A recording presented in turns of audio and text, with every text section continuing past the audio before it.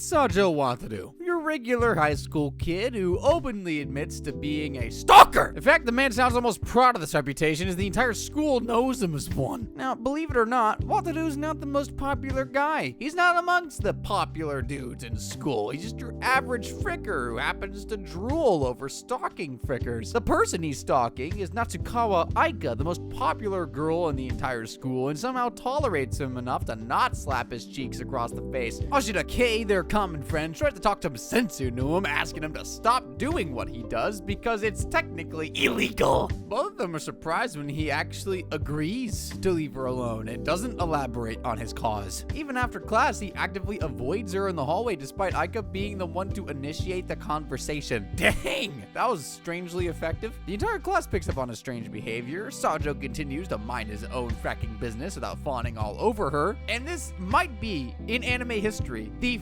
fastest character arc I think I've ever seen. Sajo's approached by a girl named Aizawa Rena, who simply sits beside him during lunch and leaves without saying much. She later appears in his classroom asking to see him, although his description of her is not as impressive. Aika and Kei arrive in class to see all the commotion, and she acts cold to him the way he's been doing to her recently. Rena thinks that she might have worsened the situation by being there. I mean, no one actually knows what she wants or why she's there in the first place, but okay, we're just gonna keep acting like this is normal. Sajo and Aika's eyes meet during a basketball game, and she turns away passionately, which does hurt him. Kei meets up with him to talk about this behavior, and she calls him a bumhole for acting the way he's been. Anyways, they're all bothered by the fact that Sajo would avert his eyes and try his chances elsewhere, which isn't even true, but they're already bothered by it. Kei doesn't give him a pass this time because the girl is Reina. Even a loyal puppy like Sajo can be swayed by someone like her. Man, I don't know if that's an insult or not.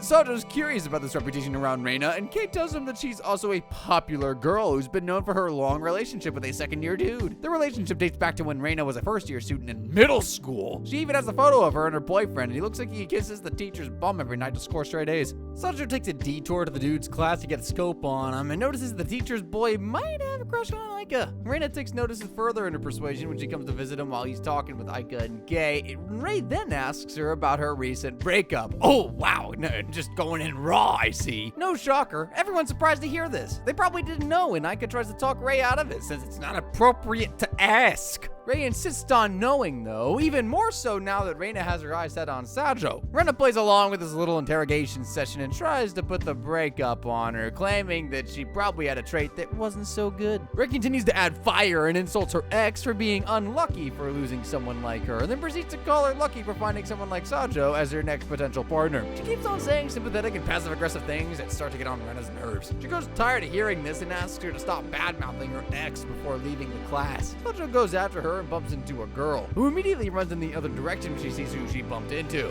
The reputation really does precede this poor man. He goes to see Reina at the same spot they first met and apologizes. She asks him why he avoids talking about Aika when he's with her, to which Sajo shares a valuable lesson. You should not talk about other girls when you're with a girl. She assumes that he's talking from a real romantic experience, and yes, well, no, actually. Reina then tells him that everyone knows about his feelings for Aika, and surprisingly enough, Sajo, who's been acting strange lately, thinks that it's time for him to fracking move on. After hearing this, she tells him about her breakup, and it was all because the teacher's boy said she's so my type to some girl, which I assume is Aika, but they never explicitly mention it. Reina thought that she would take revenge on him by making through a similar experience, but well, it's not been going the way she saw it. These people are going to share details about their ancestral history if they keep at it, bro. Fracking get on with it. Sajo now talks about one more rejection that he went through before he was so hog-tied with his feelings for Aika. It was during his middle school when a girl told him that a plain-looking guy like him should not even talk. That's frickin' brutal. It got even worse as her boyfriend then tried to bully him. He got punched hard, fumbled far, and then his face landed right on Aika's opie. What the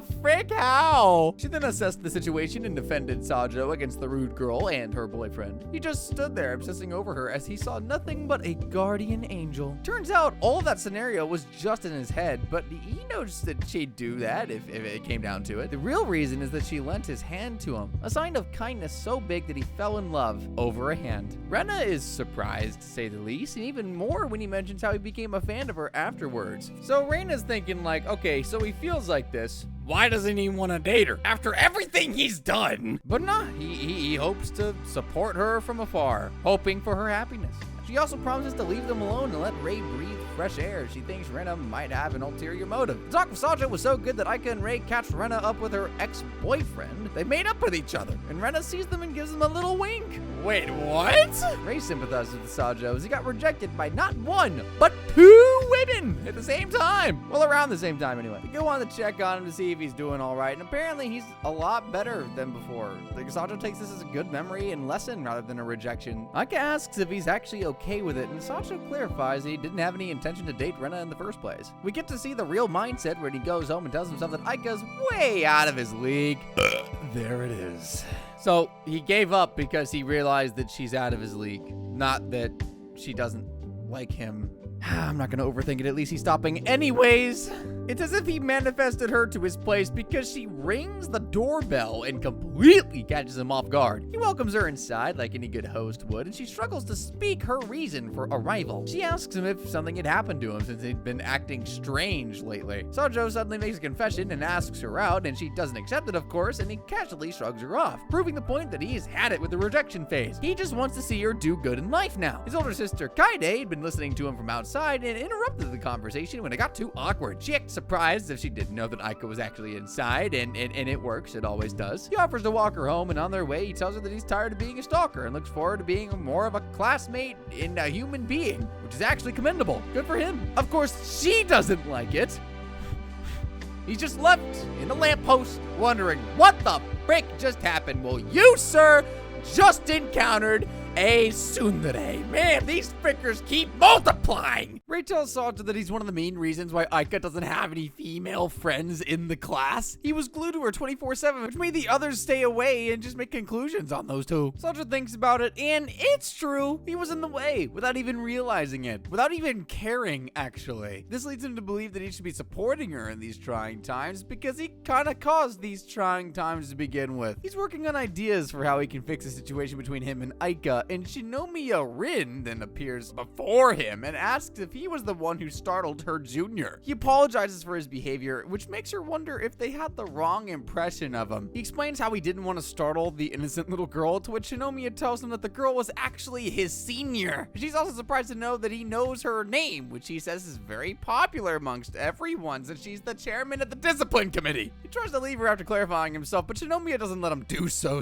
easily. She takes him to a room and starts talking about the girl he supposedly startled, and she tells him that her name is Yu Inotami, who's also a member of the committee. She then goes into a deep dialogue about how every member of the committee is hardworking and diligent, and nobody cares. They may be that good, but there are times when even they get pessimistic about stuff. Her main concern is this pessimism and how she's not been able to help her junior with it. They don't want help from her because Shinomiya looks too capable for them, and they think she wouldn't be able to understand. So she wants the help of an outsider like Sajo, who also happens to have a low opinion of himself. He'd love to help, but suggests that she should handle it by herself. I mean, he isn't involved in any of this. He gives her a rather stupid suggestion and asks her to pat their back. The main point is for her to sympathize with them, okay? So, like, if that involves a pat on the back or two, you gotta do what you gotta do. He believes that they already have a great image of her, so hearing some kind of words like those from her is going to help. She thanks him for his time and advice and asks him his name before he leaves. Sajo, for whatever reason, lies to her and says that his name is Yamazaki. His sister is curious if he talked to that girl again, and Sajo tells her that I guess just a classmate, guys. She's just a classmate. They came to his house wondering why he wouldn't talk to her, but she's just a classmate. The siblings spot Aika on their way to school, and Kaede takes her stuff away from his hands, encouraging him to go and talk. His idea of talking is walking ahead of her, completely ignoring her existence, and,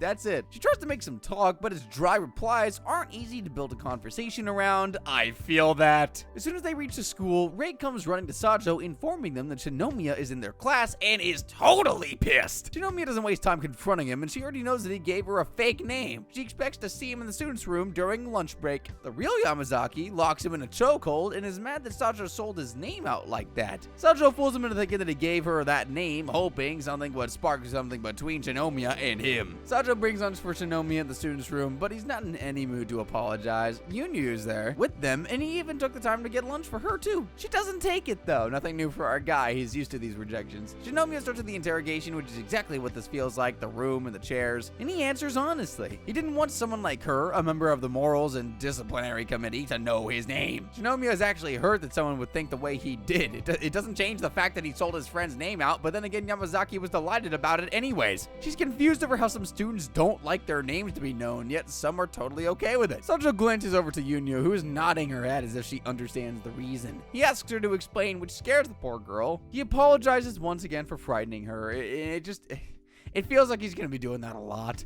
Yunyu musters up the courage to explain that Yamazaki felt delighted because Shinomiya is beautiful. She's embarrassed to hear that and then tells Sajo that it was wrong of him to falsify his own name like that. He apologizes and sets up to leave. And we're finally moving on from this conversation. Shinomiya stops him and says that the main point was not the interrogation. Yunyu was apparently wanting to apologize to him for the misunderstanding. Yunyu says she's trampled on his kindness and she feels sorry for it. They're making a really big freaking dramatic deal out of this. She's also grateful that he called out to her when she was carrying all that heavy load. In return, she'd like to carry his heavy load. Nah, I'm kidding, she didn't say that. He wishes her good luck and finally gets to leave the place. Any more of that, and I would have started having suspicions about these two. Rei calls Sajo inside the class and shows him that Ike is actually making great progress with other females. She is there, sharing her smartphone gallery with the others, and he praises her like a proud father would do his daughter. She asks him if he wants to go over and join the chat, but he decides to sit out. Rei goes over to Ike and Sajo gets a text from his sister. She calls him to the student council room after school. He shows up like an obedient puppy would, and Kaide tells him that the school visit tour is about to happen during summer break. The student council is stacked with a lot of stuff to do, and they want to get any help that they can. Sajo already understands what she's about to say and tries to mention how there are others who will be eager to help. And Kaide only wants him because he's good at administrative stuff. Kaide even lied about his age to get him the chance to work at the council. She told him that he's a delinquent who has experience with a part-time job. The student council is a collection of pretty boys from a yaoi manga who are full of quick, witty jokes that barely make anyone laugh. They begin to flood him with work on his very first day. Kaide's impressed with the work her brother has done, and he asks her if she was planning for this to be the regular. She bribes him with prawn magazines. That's all it took to buy this man's services. The new girlfriends that Aika made wants to visit her house to see Aidi, her sister. Sajo enters the room to get an invitation, but he turns it down. Our guy's a busy man. Aika decides to be mean for some reason and says that she would not let him meet Aidi. I'm sure he's not dying to see your little sister either.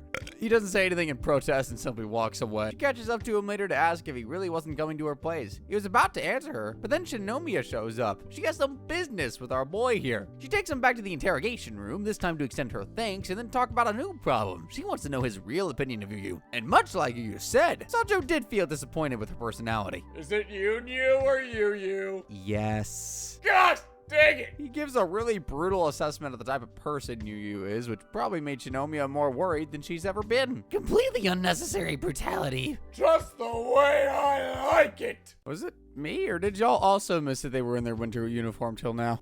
I only came to know now that they specify the whole summer scenario as Sajo arrives in school drenched in sweat. It's the first day of school after the long break, and Rei's not happy with Sajo. He hasn't said a word to Aika, which is weird because he hasn't seen her in days. They don't like him if he talks, they don't like him if he doesn't talk. What do they want from this man? He calls it a distance factor, and he also doesn't want to get in her way of making new friends. Aika's only begun to socialize with the rest of the class, so he doesn't want to screw everything up now. A lot of them went to Aika's home to meet her little sister. Oh yeah, I forgot, she made a whole issue about it. He was not there, so it's fresh for him to see pictures from others. Yamazaki has managed to promote himself to an official mingler. He's had some engagements with a female group that includes Koga Arisa. Why does she look like she's a trap? In any case, he invites Sajo to have lunch with this new gang of his, which I remind you has women. So I'm sure Aika's not going to like him. They're a lot can't see our boy happy. Koga's very upfront, and honestly, I can't help but think of a monkey every time I see her. She directly asks him about his affairs with Aika, as if getting rejected publicly a million times wasn't clear enough. They still believe that those two have something going on, but Sajo clarifies that there's literally nothing. He hasn't even been to her house before. She's been to his house, though, so, I mean, we're not going to mention that part, are we? She pulls pulls him away and throws him into a corner, and I think I've seen this exact scenario in like 1,000 different anime before. She looks rather angry, and he just tries and figures out the reason. There's too many for him to remember. Her anger comes with teary eyes, and she reluctantly says that she doesn't like him talking to those girls. I told you. She then says it's not what he thinks, and when he tries to ask what it is, she leaves. I can see why he gave up on this girl. He should do it again. This does bother him, and he talks to Ray about probable cause, which doesn't answer any of his questions because he's too busy simping and thinking of how cute it was of her. Gosh dang it. Sajo is approached by Yuki Hayato, whose very arrival is enough to cause gossip and a ruckus in class. They ask for Sajo's time, and this turns out to be yet another interrogation session. Hayato asks some weird questions like how Sajo thinks of himself. He explains himself as a common person, normal dude, simple simp. Hayato then goes personal and talks about the girl he's liked for years and why he suddenly stopped. Hayato points out that regardless of his desire to not talk about it, something has changed inside Sajo, and even he agrees. He's getting dumber by the second. Hayato suspects that Kaede is not aware of the sudden change of heart, though, and Sajo believes that there's no need to tell her. His sister is not interested in his life at all. However, Hayato thinks it's the opposite, and Kaide's been very bothered by his change. In fact, Kaede thinks that she's the cause of said change, the root of his new misery, where she has destroyed her brother's teen life. He knows all this because Kaede came to them and started whining and complaining, which is pretty uncommon of her. Hayato has Sajo's interest at this point. He wants to talk to his sister about this. They predicted something like this would happen, and a meeting is already arranged. Hayato reveals his reason for doing all this. Big shock, he's mostly concerned for Kaede. As they walk through the school halls, at least 3 women wave and smile at Hayato, and Sajo can't help but point out the stud aura that he oozes. Aika and Ray closely follow the two guys, by the way. The place for this meeting, which once again could have taken place in a much better location, is set for the rooftop. Sajo doesn't waste time confronting his sister about being depressed. He tells her that she shouldn't worry about the things that she's taught him, which is to be a realist. He then explains that he might have given up on hopeless stuff, but he's still very passionate about things he likes and girls he likes. If anything is worn off, then it's just his natural instincts. What does that mean? What does that mean? She has a much deeper reason for this concern because she's seen a scenario like this before. Once upon a time, there was a person who failed for similar reasons, a tale as old as time. Who are we kidding here? She's talking about herself, and Hayato probably doesn't want Sajo to have the same fate. He's almost offended about the low opinion his sister has of him, that he's some wimp, that he'll never be able to forget Aika. She just thinks that he should be more careful. Giving up on a woman he's loved for years is not the way to go. Sajo, as you can imagine, doesn't take too kindly to this. He's almost offended by how much she's trying to play the big sister role now. He tells her to act like her usual self, a slave owner who treats him as a slave. And he wouldn't have it any other way all of a sudden just because she sensed a change in him. Own me! So yeah, he just wants her to be herself and do her thing. It's already annoying enough, and he just wouldn't be able to digest a new, less toxic version of his sibling. Aika's been listening to all this, mind you, comes out in a rage, furious about the way he talked with his sister. They grab his collar and urges him to apologize. How about you apologize to him and let him rest for Pete's sake? You know, I never really understood that. Who's Pete? Why do we care about him? She genuinely is about to beat this dude to death, and they are barely even thinking, holding her back. They're shouting a lot, though. Well, that makes 2 of you. She then wonders what she was doing, following him all the way to the rooftop, and then she leaves. The moment she feels a bit attacked, she leaves. His sister's honor doesn't matter anymore. He grabs some snacks for Kaede on his way home, which is honestly the same spot where they should have resolved the situation, too. And yeah.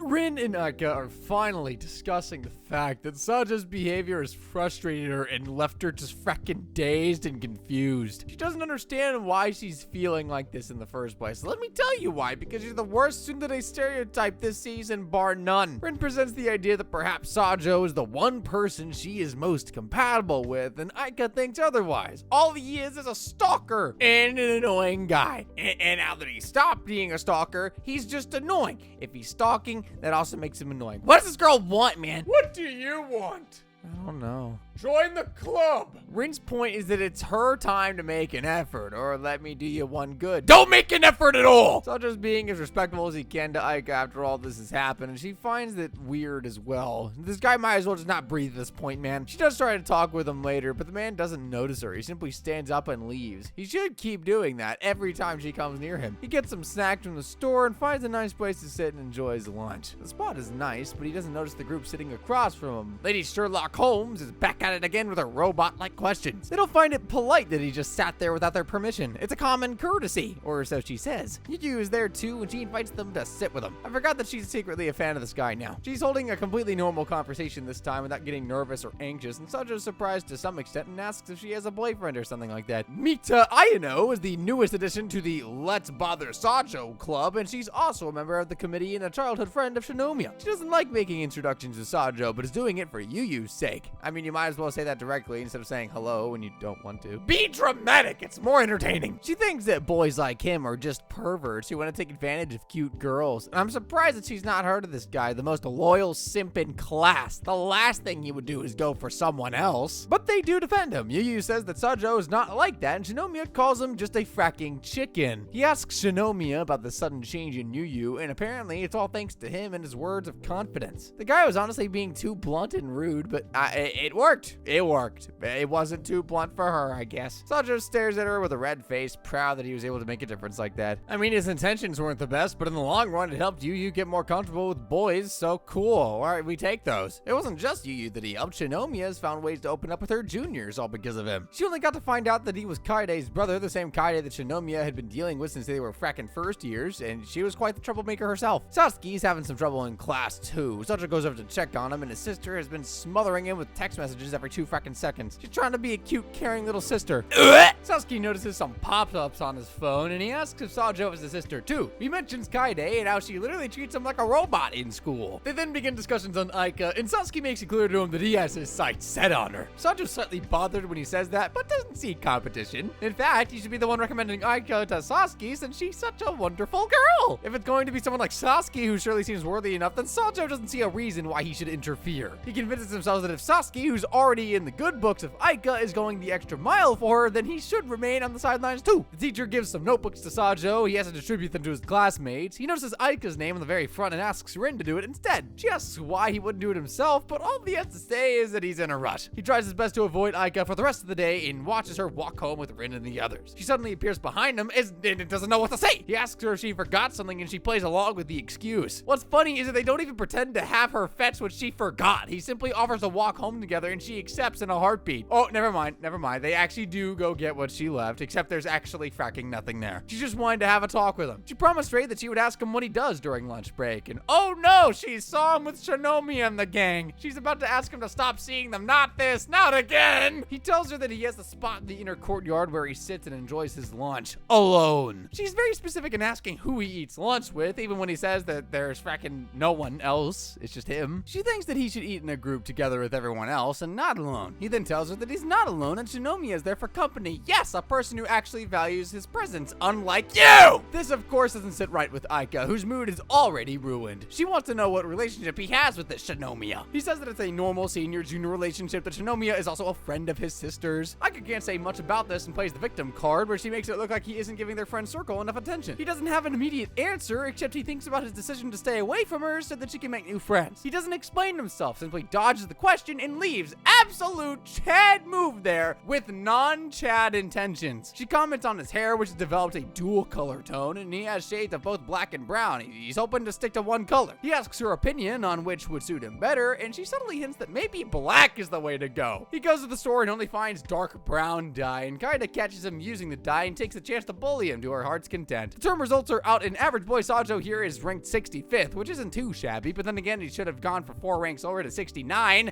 if you're already shooting for that low, which he wasn't shooting for that low, but I wanted to make a 69 joke, but now I can't make it! His initial desires were to match Aika's results, which are usually top 3, but that's just fracking wishful thinking. It's a miracle he got to 65th. This result is worse than his previous one, where he was still highly motivated by Aika. Are you telling me he did worse when he chose to focus more on himself than the girl? Rin, on the other hand, went from 220th to 74th, and that is as big of a jump as it realistically gets, honestly. He checks the rankings and sees that Aika came in 2nd place, just behind the foreign exchange student. Satsuki tells him about his results, and he's worried that Sajo hasn't been keeping up with his studies. Aika walks past them, and instead of noticing good old Satsuki, she notices that Sajo has dyed his hair. Oh, she did not have to do Satsuki dirty like that. Are they planning to let the entire story ride on just Aika making new friends? Every single episode starts with her with a flock of students around her, treating her like a complete celebrity. They're mostly interested in her sister, Aide, who left a lasting impression on them, and Satsuki asks if she's going to invite Sajo this time, since he was not there last time. Even they have noticed that he's not been able to hold a conversation with Aika ever since she got the taste of fame. Aika tries to come up with a more sensible reason, but there is none because it's the truth. It's the main reason why he stopped being around her. If you ask me,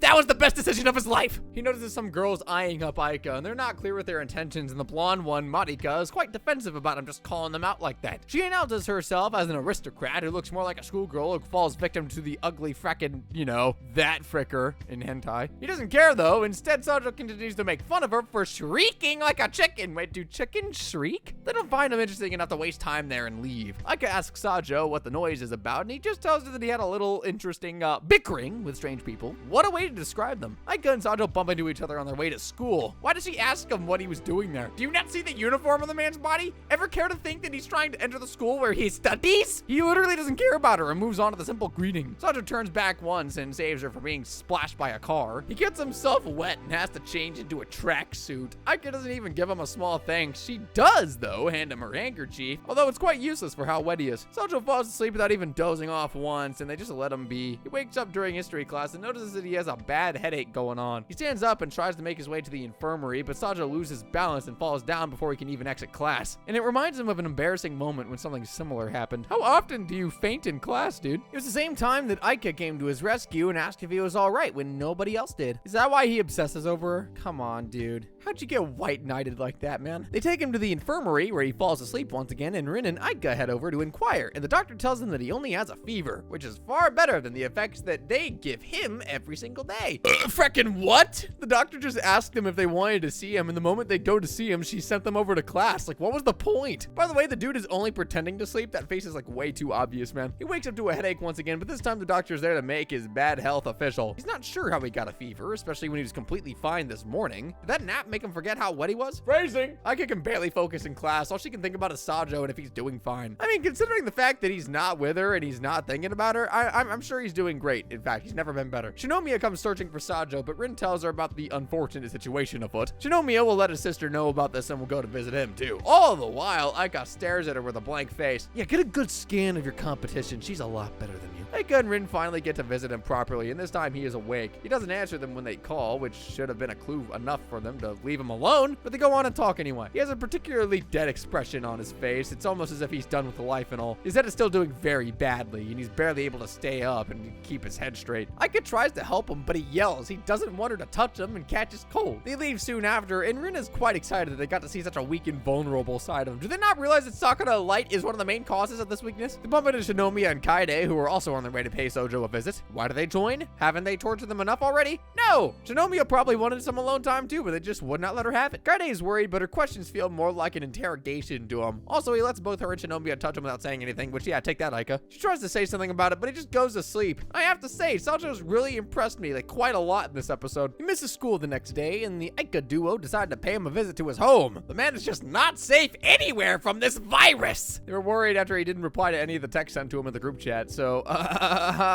maybe that was a hint, huh? Rin mentions that Aika was the one who insisted that they should pay him a visit, and he does not look remotely impressed about it at all. They just enter, stand inside for 2 minutes, and leave after confirming that the man is alive and breathing. Marika finally meets Aika, and they have a little nerd moment. In case you didn't know, Marika is the top of the class, and we all saw how Aika came in second. Oh, I gotta say, the boys in the school are not nerd enough. Where are the four-eyed students with the bald cuts at? Marika has a proposition to make. She wants Aika to help her become the next student council president and most important entity in all of existence. She's not sure if a first year can even become one, but then these random girls appear out of thin air to announce that it is indeed possible, although rare. If a student nominates themselves or is recommended, then they have the eligibility to run as a candidate. While there is a rule that lets them do that, they're not very positive about a first year securing a win. The trend mostly favors second years. It also makes more sense to have a senior run a position like that. Despite the disadvantage, Marika still wants to run for president and wants Aika to be her poster girl. Sanjo tries to advise against it, all because Aika's too famous for this role. He thinks that she stands out too much. He tells her that Aika will steal all of Marika's thunder, and people will question why she wouldn't take on the role herself. Maybe because he's too busy ruining Sanjo's life, but no one would know about that, huh? Marika wants to know why she would say something like that, and the answer is simple. It's all because Aika is cuter than her. I was wrong. The man is still a simp by heart. Frackin' dang it. Now you've made her red and given her the high ground. Great job, mate. And here I was rooting for you to win this moral battle. What a shame.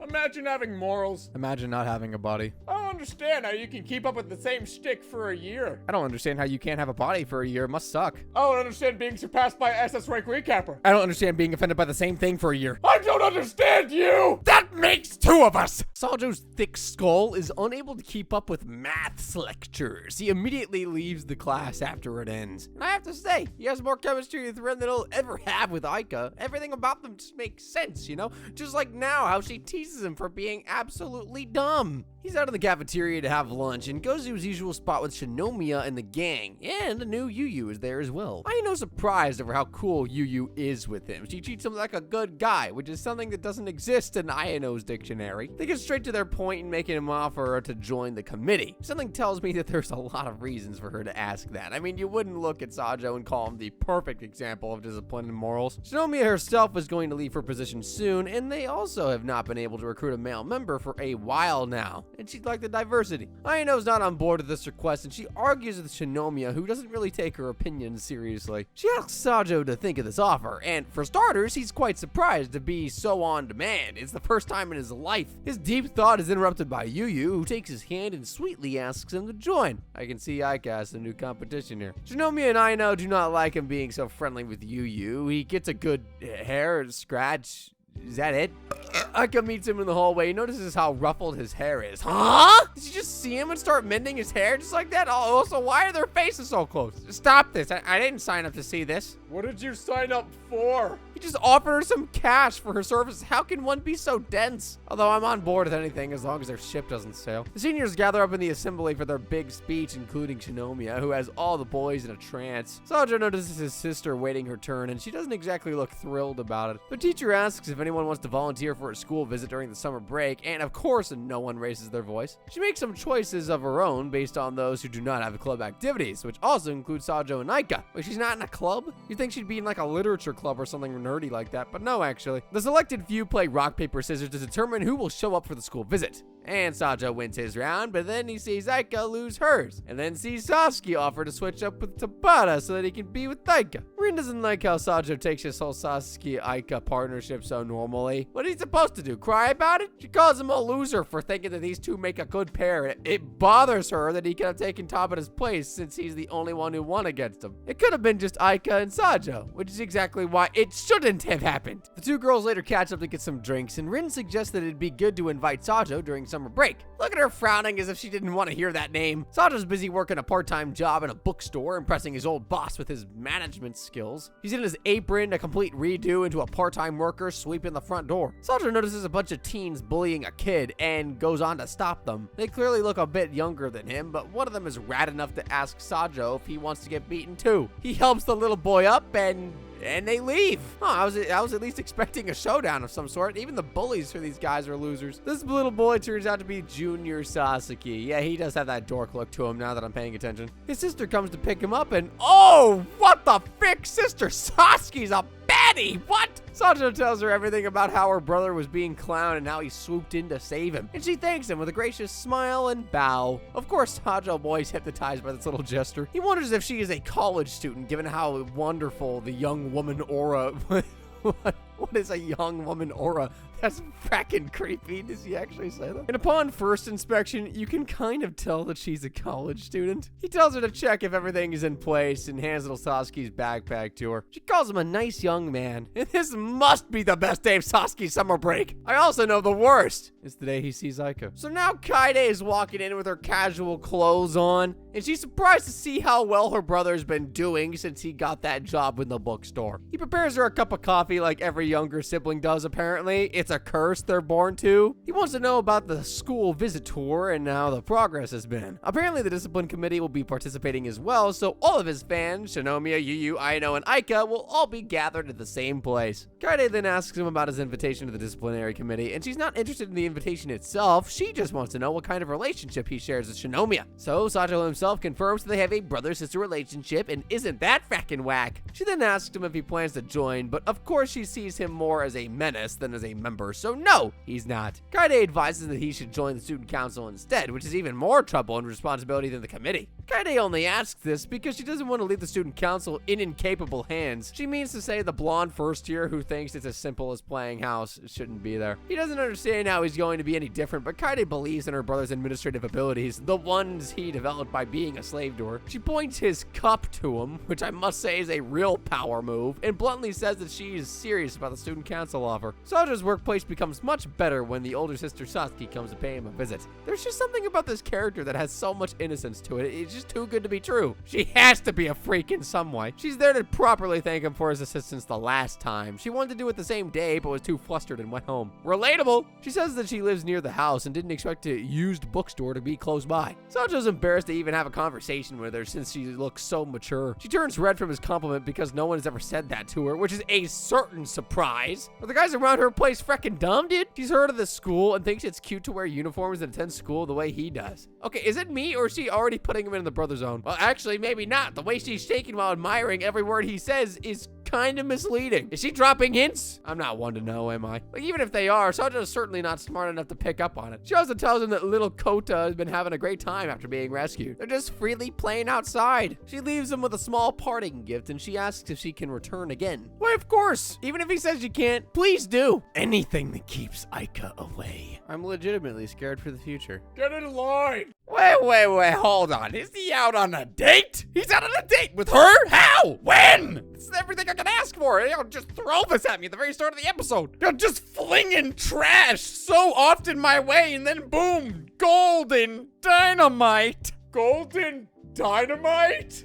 That's what they used to call me in college. So big sis Sasuke Fuka is out with our boy Sajo near the ocean, and she's got the hat and the dress of love. I can tell something's about to happen here. Something must happen here. Please let something happen here. She's delighted that he's making good use of the handkerchief that she gave him. I did not exactly see what he did with that, but he has it at least. She often visits him during his work hours and is very clear about her intentions to stop by and chat with him, even though she has other business to attend to. He notices the bracelet in her hands, and she's happy that he notices her like that. There's a store that teaches how to make those bracelets, and Sajo thinks that it would be a good opportunity to pick up something for Aika. Really? Come on, man! You have a female that actually loves you, has been trying to hit on you for like a feckin' week, and you used her suggestion for a different woman. Boss! No, that is very much not boss! Goes into a deep thought about the gift and if he should even buy her one. Let me tell you something right now. You should not! Fuka doesn't know what he's thinking, but she sure is mesmerized by how serious he is about this. And so he asks her to come with her, and now we're at the seaside, hoping to get a bracelet. He doesn't think that she sees this as a date, while she has nothing but date written all over her face. He notices that she's a bit wary when they're near the mall, and she explains that she's not used to being seen in a dress like this. Normally she would walk out as an elementary school teacher, but of course, she could not put on that dress. Elsewhere, Aika, Rin, and Aidi are planning a trip of their own, and guess where they're going? Yes, the seaside. Coincidence? I don't even care anymore. Does it even matter? We can already see where this is going. They stop by Sajo's house first to invite him, and Rin wants to make sure that he gets a good view of Aika in a swimsuit. Nobody answers the bell, but they assume that he's probably busy at work. Of course, Sajo's busy working on something else, and has made some progress. He's at the beach with her.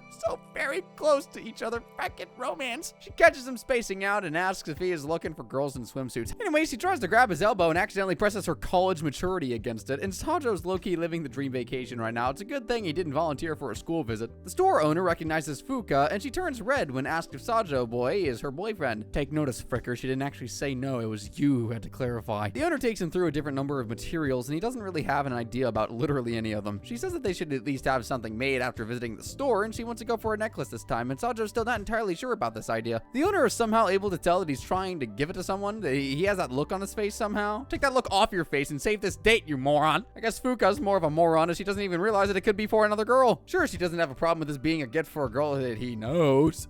Can we please put thorns between Sajo and Aika somehow? I was happy when this episode started. Now I'm just freckin' sad again. She's even keen to know if this gift is for someone he likes. I mean, if you make a serious face like this over the choice of color, then of course she's gonna ask questions like those. He clarifies that it is a person he likes, but it's not his girlfriend, essentially announcing that he got rejected yet still wants to give her something anyways. Okay, I'm done. He went on to tell her everything about how he's a victim of unrequited love, who has not moved on, but is still content with the fact that she's never going to be with him. Way to go, son. Way to go. You don't freaking know what you want. He sees Aika as an improvement in his life. Her rejection was able to help him improve and grow in ways he did not think were possible. Okay, if that was the case, then you can grow up once more and move on, maybe?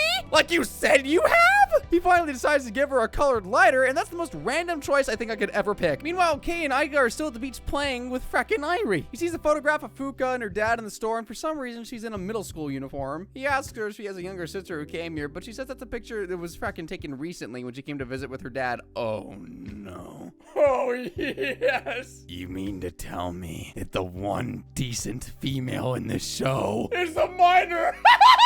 Why is this where the bar has been set? Why is this? Why is the bar underneath the dirt? Hey, it's your fault for having standards. She then properly introduces herself as a third-year student in middle school. Yes, you heard that right. The ship never existed, let alone sail. Now that he notices her, everything about her is pretty childish, but Sajo was way too distracted thanks to her breasts constantly bouncing. Even he has to say how middle school girls these days are just too impressive. That is not, this is weird. This is weird now. I feel disgusting. Yes, this is everything I could ever want. She then goes on for some serious talk and asks if he has already given up on the girl he was talking about, and Sajo agrees that he has no intentions of going after her. I thought she would finally pull the trigger and confess, but she actually just wants to know how he's able to do so much for the person he gave up on. Actually, yeah, I'd like to know that too. His answer is not convincing at all. He calls it falling in love. Yeah, right, I'm sure that is, it's just that simple, you ultimate simp. She gets flustered over the word love, and it's not like Sajo himself does a good job describing what it's like to be in love at all. It was only a matter of time before Aika and Kei walked into the same store, and they don't immediately notice Sajo and Fuka, but then Irie sees a picture of them, and wait, hold on, she doesn't know who Sajo is? What? She almost notices him walking with Fuka, but her hat covers them well enough. Sajo returned empty-handed. They could not complete his piece in time. They had to get back early because Fuka had a curfew. Oh, frickin' she has a curfew. Yes! They make plans to go there once again, and Sajo even promises to get her a gift. Here comes the awkward bus conversation. She asks him if she'll grow up to be a high schooler and fall in love too. The concern baffles me, especially when she realizes how easy it's going to be for her. Sajo says the same to her. He believes she won't have to worry about it at all. She falls asleep on his shoulders, which would have been a very intimate moment if Kei didn't frickin' send him a picture of Aika in a swimsuit. The fact that she even made an entire group chat of all three of them to send that picture, frickin' shameless, man. How very shameless. This is like the best episode ever. Good boy Sajo is concerned about what'll happen to the bookstore once he quits his position, since he's pretty much the only one working there right now. The owner has already put out a vacancy, and recruits are already on their way. He expects Sajo to act as a proper senior. The recruit arrives, and much faster than he thought, and he recognizes her to be Ichinose, his very own classmate. Why does she look like Ishigami from eBay? His first impressions of Ichinose are not very positive, as her voice barely reaches anyone. You may not be sure about her, but the store owner sure seems happy to find a fine young lady working at a store. I know what you guys are thinking, and please stop, get help. It's only what you're thinking too. She stands up with a resume up front, and I'm curious to know what's in that resume. No, seriously, it looks like it has a lot of details. What could a high schooler possibly write to fill up an entire page? The old man doesn't even take a good look at the resume and hires her instantly just because he likes her, and his wife will like her too. The wife is pleased that she wants to work with him, but she's not sure if the bangs are a good impression. Sajo closely eavesdrops on their conversation and is shocked when the old lady proposes to cut the bangs for her. I wish my boss did that for me. Sajo immediately intervenes and tries to get Ichinose out of that situation, and he acts like he met Ichinose for the first time and asks how she maintains her bangs when she's reading. She puts on a couple of clips to reveal her face and her eyes, and why did you not do that from the get-go? The woman was out with scissors and all ready to chop your hair out. Thanks to him, she was able to keep her bangs and land the job, and Sajo's not sure how he should address her at work since she's still a junior and his classmate. The owner teases him to keep his dirty intentions away from his junior. Yeah, don't worry about that. We all saw how great his riz is. He offers to show her the ropes, and she follows him around like a cute little puppy. He doesn't really communicate with her well because her communication with him is off. This hentai NPC customer doesn't make it any easier for poor Ichinose, and he starts to bash her for not having a porn book. She gets nervous and barely says anything in response, and Sajo has to come to her rescue and deal with the hentai guy. He turns back to see Ichinose, who's shivering and has tears in her eyes, and I don't blame her though. That guy was fucking creepy, dude. He takes her to the store's owner's wife to calm her down and takes on the rest of the work by himself. The fact that we have not seen Aika for about 10 minutes now instantly makes this the best episode till now. He has a small talk with the owner about Ichinose, and Sajo thinks that she's not cut out for a job like this. Okay, snitching. I mean, he's looking out for her, but chill, man. It's only her first day. The owner's a bit reluctant about sharing his opinion, but Sajo presses him, asking if he's going to be there to take care of her all the time. He then tells Sajo how Ichinose has been a regular customer for a long time, and Sajo remembers how she's always alone with a book. He sees their concern for her and offers to talk to her once again. He lets the lady rest with a lecture on mental attitude and wants to talk with Ichinose. He knows that she won't be able to quit this place since this is where she belongs. He uses hentai NPC as an example and tells her to be more stout and firm while talking with such customers. Just tell her to use the F word and everything will be fine. You don't even use the F word. Yeah, I do.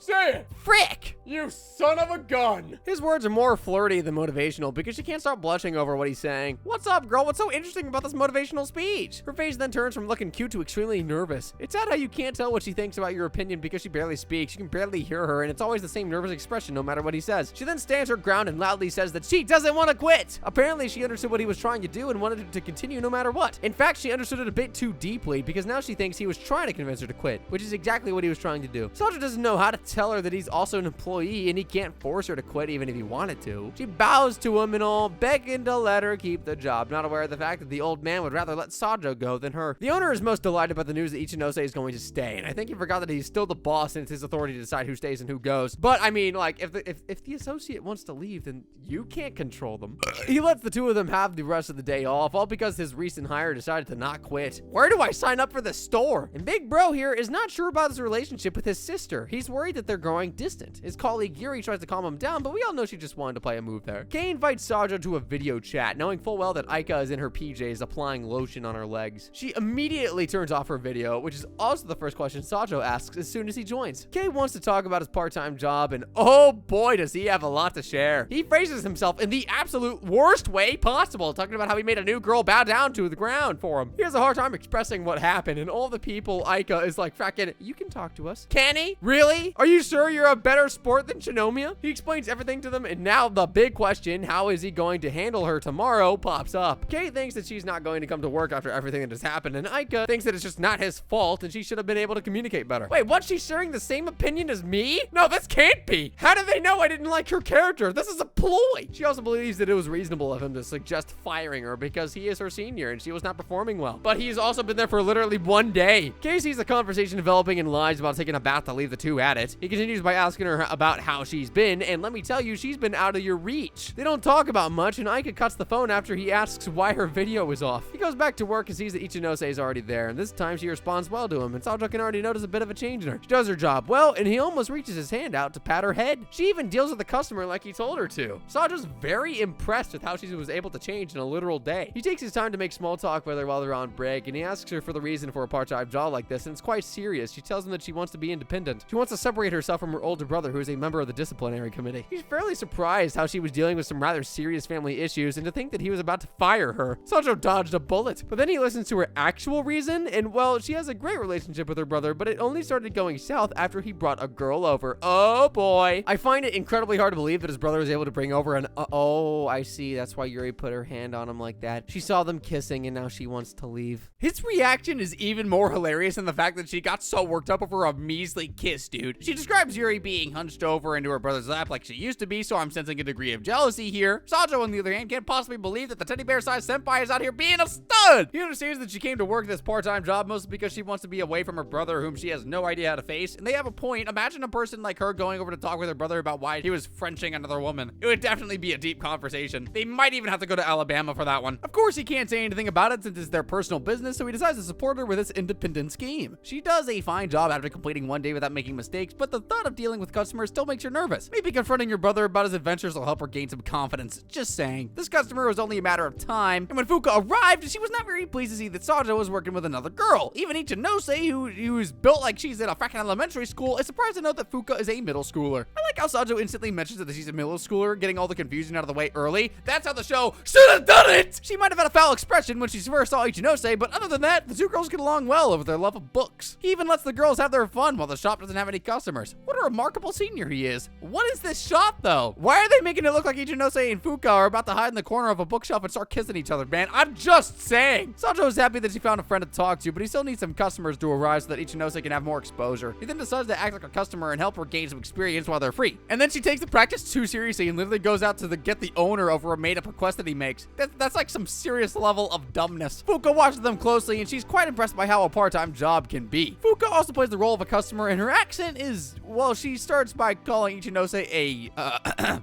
bastard. That's the best kind of practice you can get on how to deal with customers, really.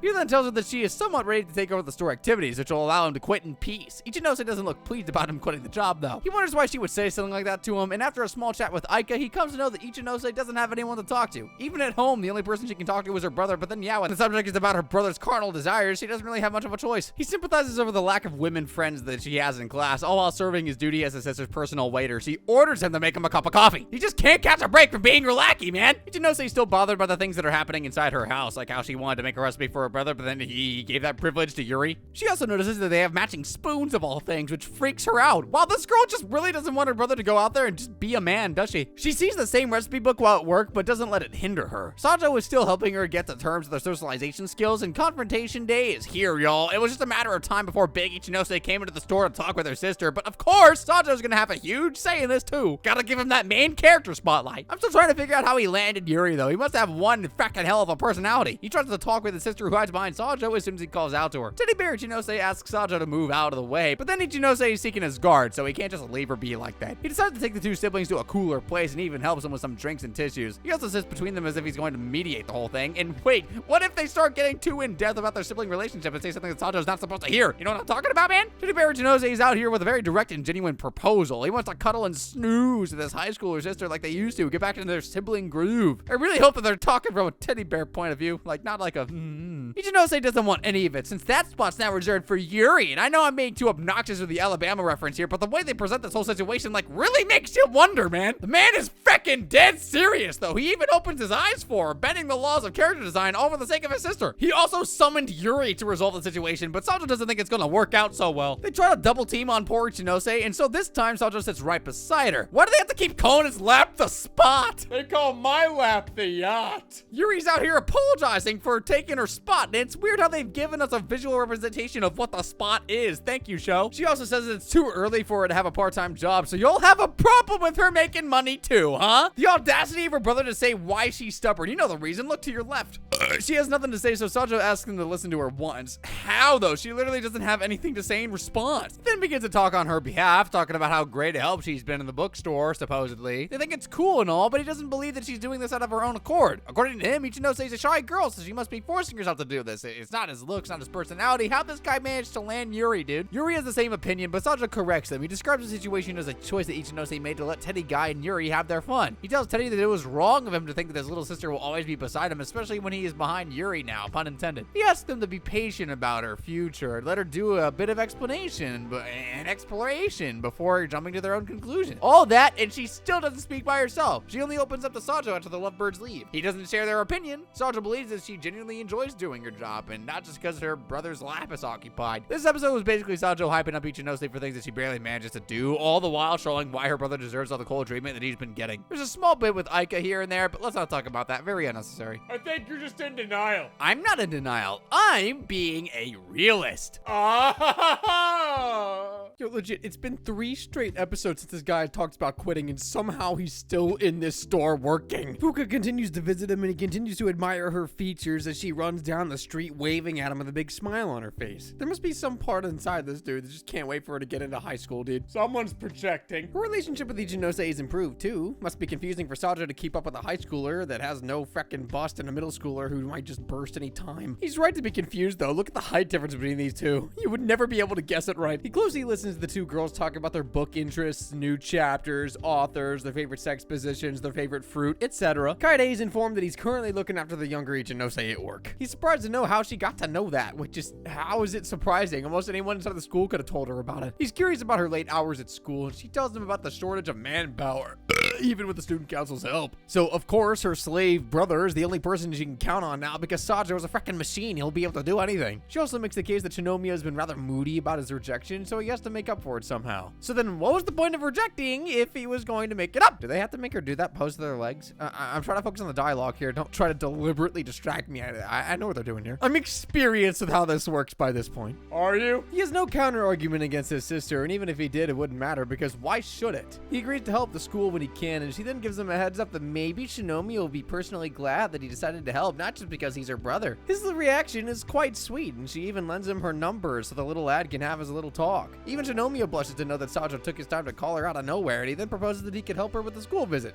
That is, if they want it. Shinomiya says that they'll manage to pull it off and politely rejects his offer to help. Sanjo has to pull some strings here and tells her that he wants to help for personal reasons as well. She can't possibly turn down such a sweet request, but warns him that it's mostly going to be manual labor. Oh boy, my favorite. He meets her at school the next day and her tone is completely different. It's as if she's embarrassed to be in front of him. She assumes that he has now agreed to join the committee, but Sanjo tells her that this is a different matter. He just wants an easy road to her journal because he wants to study.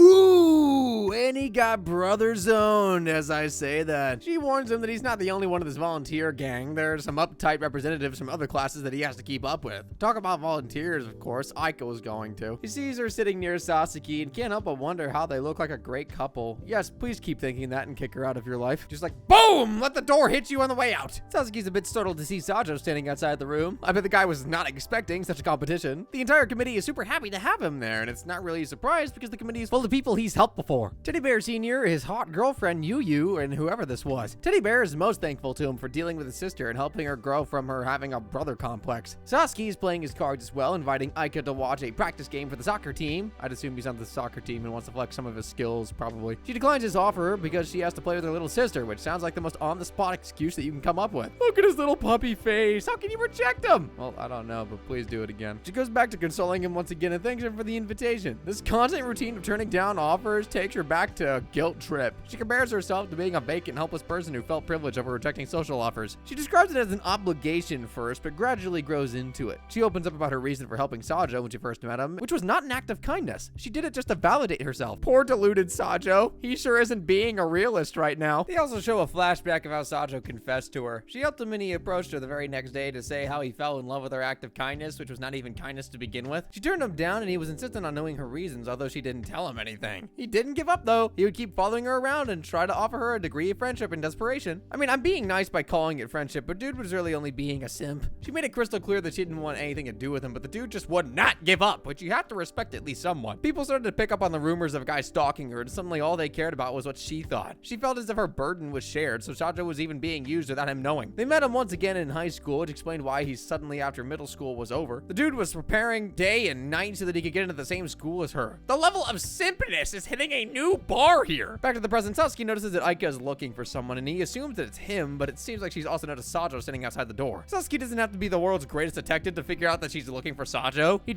directly confronts her about it and then pretends to get a phone call. Are you serious? That's the oldest trick in the book. That's what Hold on. I think I'm getting a phone call. Are you serious? Aika comes to terms with the real feelings and quietly says that she misses him. Nope, you just missed the attention. You can't change my mind. She then notices Sajo doing what he signed up for, physical labor. She follows him, but the man is faster than her, even with at least 10 kilograms of extra load. She keeps missing him and races around the building for a while before running into him eventually. He is shocked to know that she was deliberately searching for him as soon as she got him doing labor. This is probably the first time the man has gotten any shred of attention from this girl without having to beg for it like a freaking idiot. Okay, wait a second. Did she just walk up to him very closely, take a sniff like it was nothing, and walk off? She can smell sweat, or at least that's what she says, because her face sure looks like she finds a sweat pleasant. Sajo is just as confused as I am. She decided to pull up and act all nice and close without a warning or heads up, just like miles on the windowsill. Or a insert drug user here. He asks her if something good happened, like even when he calls out her name, there's an eerie smile on her face. She looks like she's freaking possessed, man. He then asks her what she's freaking doing there, and there's no particular reason. She just came running because she saw him. Sajo's not buying any of this though, but he's too embarrassed to say anything. There could always be that chance that she's telling the truth, maybe, unfortunately. Plus, she's mad because he didn't call out to her. That's probably because you have a track record of not enjoying his company. Who knows? She asks about his adventures with Ichinose, and I am proud that the man can openly say how good the relationship is. Yes, Aika, they have a good relationship. Maybe you'd like to back off since you don't know how that feels? Sajo, on the other hand, wants you to be more curious, ask more, get jealous, get raw.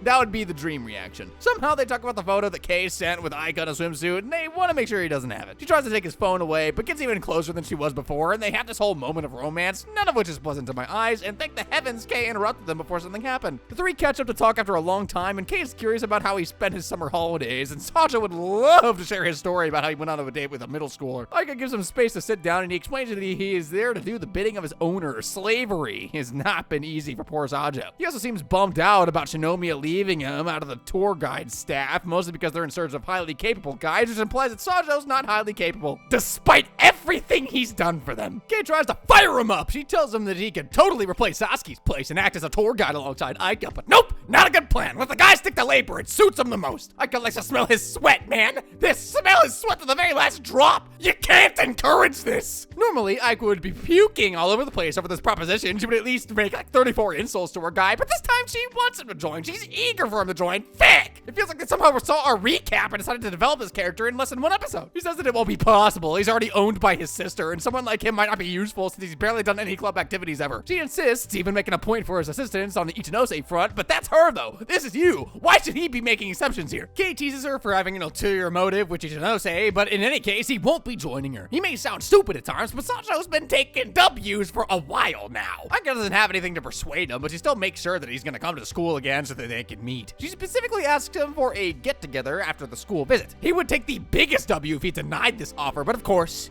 he takes an L. He's still not quit? It feels like he's been talking about quitting this job for 4 seasons now. I mean, come on. It's like every episode he says, you will have to take over because I'm quitting. And then the next episode he's barking some order to Ichinose in a stupid dress. He thanks Ichinose for filling in a shift, and he's decided to attend the school visit after all. School visit is here, and it's mostly women fawning over how cool and heroic Hayato-senpai looks. Sajo feels jealous over his ability to hypnotize women, and all he has to do is speak 2 words. They're all over him. The middle schoolers also can't take their eyes off of Sasuke. I find it ridiculous, though. He's probably the worst character design among all of them, and they keep pushing his agenda every time he's on the screen. The dude Sasuke is most surprised to know that there's another middle school girl with the same name, Fuka Sasuke. Wait, where did Fuka's bust go? Finally, he says what we're all thinking. Do they just disappear when she wears her uniform? How does that work, man? One of the girls asks them about the relationship they share, and Sasuke would love to say that Aika is his girlfriend, but all he does is turn red. She then clarifies that they're just classmates, imagining being rejected without even confessing. They then provide the kids with the most useless information about school. Who wants to know the number of students in each class? What are they gonna do with that information, dude? Aika's impressed with Sasuke's communication skills. It is quite impressive, and hearing him talk about the number of students in each class is very inspiring indeed. It's inspiring me to count to 1 million live. Sasuke doesn't let this compliment slide, and somehow leads the conversation to his desire to see Airi once again, and I'm starting to wonder if he likes Aika or her little sister more. She sure doesn't want this guy in her house, does she? Instantly turns him down as soon as he mentions the possibility of visiting her house, dude. The kids are very much in awe about how wonderful the school environment is, and how the seniors work hard to make it feel relaxing. Just as they say that, some boys are trying to harass a female student, and it's like the most typical high school scene ever. Honestly, I'd call this a relaxed environment. Bad boys tease girl, and the nerd in specs tries to stop them, but literally no one recognizes his existence. If relaxed means generic, how is that relaxed? Aika goes in for the save because of course he does, right? Gotta give her those points now that you've developed her entire character in less than an episode. The boys are also middle schoolers, and after seeing Aika make a stand like that, they're even more eager to join Kotsu High School. Do they really just try to make her look cool? She gave them that dead expression, but it only made it less serious. But it somehow worked anyway, and the kids are afraid of her now. Her death stare and harsh words were enough to convince these kids to be nice. They took time to bow heads and apologize. But seriously though, what is with the sudden change in characters? It was only a matter of time before Fuka saw Sajo, and you have to see Aika's expression when she goes running to him like a cute little puppy fricker. She follows her behind with a very unpleasant aura. Sajo's already scared of what's about to happen, dude. Fuka sure has a lot to say about Sajo, the way she blushes when her friends ask if this is the same Sajo that she can't stop talking about. They sing his praises like he just dropped straight out of a castle from Disneyland. Even Sajo is shocked to see this side of Fuka while she's acting like a maiden in the worst possible place, but I'm enjoying it though. The more Aika suffers, the more this show speaks to me. Sasuke senses the absolute disaster that's about to take place and leaves him alone. Aika takes him to the cave, and they discuss the little adventures that he had with the middle schooler. She quickly forgets about Fuka, and she is insistent on finding out if he has the swimsuit picture or not. He assures her that it's not embarrassing, and he will not let it just stay on his phone. He's gonna have to look at that fricker every day. I don't know about you, but that's the creepiest thing I've heard all week, and it worked. She let him keep it after what he said? Dude. I can't even understand what he said because you're saying what he said, and I can't understand you because you're freaking fast! She has a condition, though. He'll get to keep it if he hangs out with her more often. How's that a condition? That's like a give and give. Brother, get out of there. He's still working in that shop. We are on episode 12. He's not going to quit anytime soon. My guy lied a big time with the whole I'm going to leave thing. Then he saw his replacement. And yeah, bros refused to step away. The two have been regularly busy at the store, and Sajo has met with a surprising visit from Aika. She definitely came here to impress. Nobody dresses like that if they were planning to just visit the freaking bookstore. He lets her inside the store to avoid getting drenched, and the first thing she notices is how sociable Ichinose has become. Her purpose is to go there and ask him weird questions, like if he was planning to leave this work soon, and yeah, about that, he ain't ever leaving this place. I mean, he keeps saying that he's going to leave after the summer break, which makes me look stupid, but then this is like the first slice of life show whose summer break has lasted 6 long episodes. Ichinose can already sense what's up between these two, especially Aika, and she doesn't look entirely pleased about what she's sensing. To make it worse, Fuka spawns with her bouncy self. 2 wet women is exactly what he needs to make this day better. Aika must felt extremely out of place when she found out that Fuka is a regular and a friend of Ichinose. I was right. Look at her pouting over him making friends. She's gonna pout if he has friends. She's just gonna pout if he doesn't have friends. She's gonna pout if he breathes, man. Somehow she manages to trip while standing, and I don't know how that happens, but it did. Sacho comes to the rescue, of course, and this whole sequence is so forced I'd rather watch a chicken wing doing a Fortnite dance. She then gets to the real agenda. Heidi would like to see the older brother, which is why she wants him to come over. But in reality, we all know that Aika would like to play with Daddy, and so she wants him to come over that way. Yeah, you know, the daddy card. Gotta pull that out.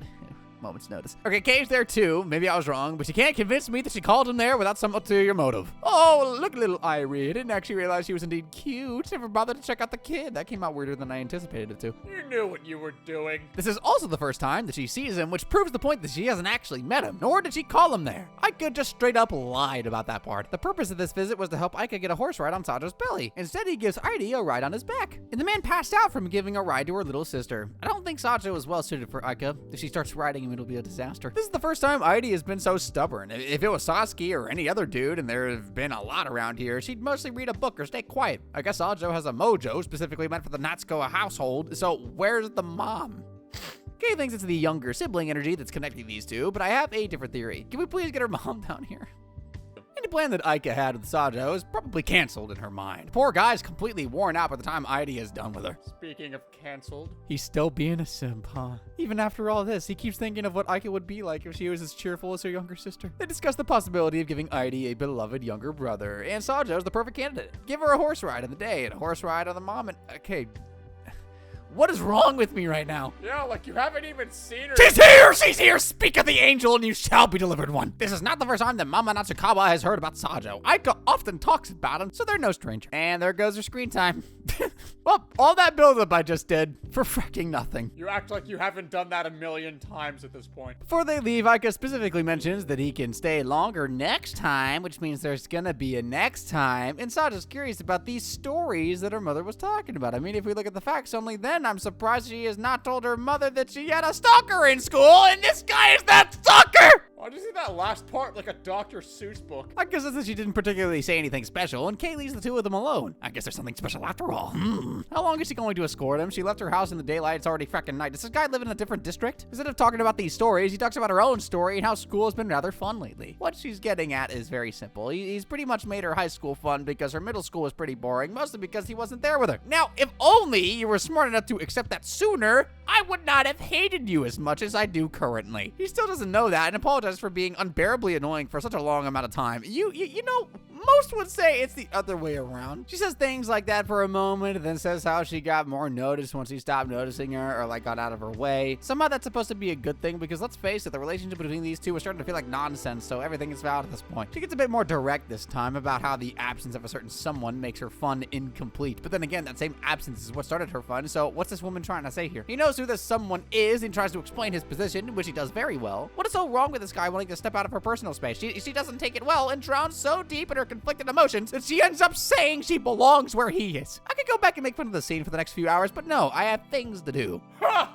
Also, did they just develop her character in a single episode at the very end of the season? Gotta respect that. No, I don't. The fireworks were waiting for this exact moment to set off, perfectly letting her slide into his arms without making it look suspicious. She doesn't let go for a while and then declares that he might be worthy enough to call her by her first name. Now they just stood there and watched the fireworks sparkle into each other's eyes and then walk. Like no kiss, no hug, no moment shared. They just started walking. And you know what? I at this point, like, if you're gonna do it, just do it. Get it over with, okay? He extends his hands to hold hers, but it's too much of a wimp to do so. And she notices the attempt and does it for him, only with her pinky, though. The guy has to do the rest. You know, I somehow feel like I fought a battle while recapping the show. You know, and I think I lost. What does that make you? 0 for 99? School is completely different this time because now Sajo has finally held hands with Aika. Of all the things he could have done there, they just turned red and left. Frickin' dang it. How did it take 12 episodes just to get here?